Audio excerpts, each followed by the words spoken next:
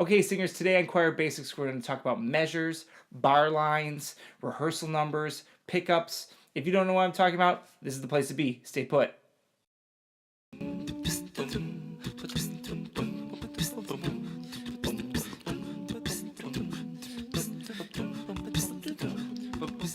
Okay, so let's talk about measures, or they can also be called bars, and they are dividing the music up into these segments, and each measure has a certain number of beats in it. And we'll get more on that when we talk about time signatures and meters. But for now, a measure is defined by bar lines. So on the left-hand side of the measure is a bar line or a measure line, and on the right-hand side is another one. And so that makes up the measure between those two lines there. All right, so now we're going to look at the entire staff, and you can see that this staff has 3 measures in it. So the left one starts with the start of the staff and then the measure line on the right. Then the second measure there, okay, which has a long note in it that is tied to the third measure, which has the rest of that note and then a rest at the end. So those are 3 measures in that staff. And now we're going to look at the complete system. So this is the same staff on top, and then we're adding some other staves as well to make that system. And you have the 3 measures. So you have the one on the left, and the words are grass and pure white. And then you have the middle measure there with the word stones. And the piano notes are down at the bottom. And then on the right side is the third measure of this system. And you can see that there. Okay, so we're going to look at a piece called I'm Bound Away, and in this system, measure 31 is a rehearsal number. It's in a box. It's a special spot where you're going to look a lot of times.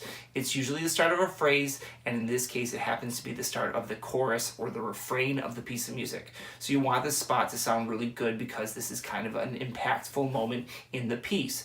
So 31 is a spot where you're going to come back a lot of times. So that's why it's in the box. But you need to know that because not all the measure numbers are marked here, and not every system is marked here. So this is a spot you want to go back to. And your choir director is going to say, okay, starting at 31, and then you know where to go. So that's what those rehearsal numbers in the box are for. They're very important spots in each piece of music.